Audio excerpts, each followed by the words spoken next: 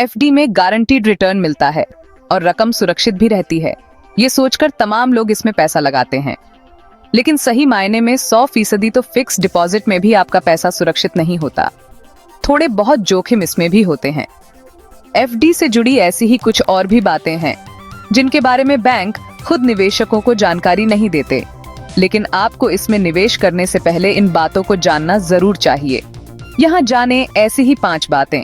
कितनी सुरक्षित रहती है रकम?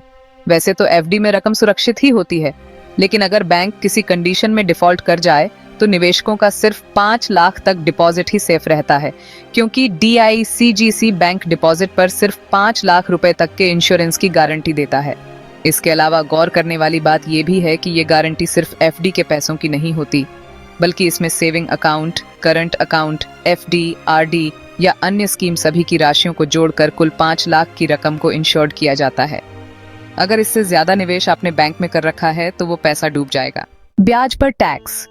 एफडी पर मिले ब्याज पर सरकार आपसे टैक्स वसूलती है।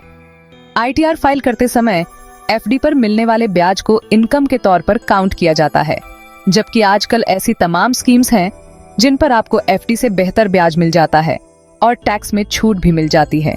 एक समान ब्याज। एक बार जब आप कोई एफडी करवाते हैं तो इस पर पूरे टेन्योर तक समान ब्याज ही मिलता है, उससे 1 रुपया भी आपको ज्यादा नहीं मिलता। ऐसे में लॉन्ग टाइम के लिए एफडी करवाने पर कई बार नुकसान भी हो जाता है। अगर इस बीच बैंक ब्याज दरों में बढ़ोतरी करे तो भी आपको इसका फायदा नहीं मिलता है। वहीं इसके बाद आपको ब्याज पर आपको टैक्स भी देना पड़ जाए तो और नुकसान हो जाता है। प्रीमैच्योर विड्रॉल पर पेनल्टी। बैंक एफडी में लिक्विडिटी का इश्यू होता है। अगर आप एफडी को समय से पहले तुड़वाते हैं तो इस पर प्रीमैच्योर पेनल्टी देनी पड़ती है। एफडी पर क्या पेनल्टी अमाउंट होगा, ये बैंकों में अलग अलग हो सकता है। आमतौर पर यह पेनल्टी 0.5% से 1% के बीच होती है। अगर आपने किसी टैक्स सेविंग एफडी में निवेश किया हुआ है तो आप इसको 5 साल की अवधि से पहले भी निकाल सकते हैं, लेकिन इस स्थिति में आपको टैक्स में छूट नहीं मिल पाती है। एफडी से बेहतर ऑप्शन मौजूद। एफडी पर आज के समय में जो ब्याज मिलता है वो बहुत ज्यादा नहीं होता है। ज्यादातर बैंक एफडी पर 6 से 8% के बीच ब्याज देते हैं। बहुत ज्यादा होगा तो कोई बैंक 9% तक ब्याज पेशकश कर सकता है, लेकिन इससे ज्यादा शायद ही आज के समय में आपने सुना होगा।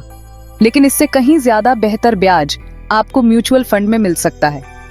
म्यूचुअल फंड में बाजार का जोखिम जरूर होता है, लेकिन अगर आप इसमें SIP के जरिए निवेश करते हैं तो ये जोखिम काफी कम हो जाता है। म्यूचुअल फंड में लोगों को 15 से 20% भी रिटर्न मिलते देखा गया है।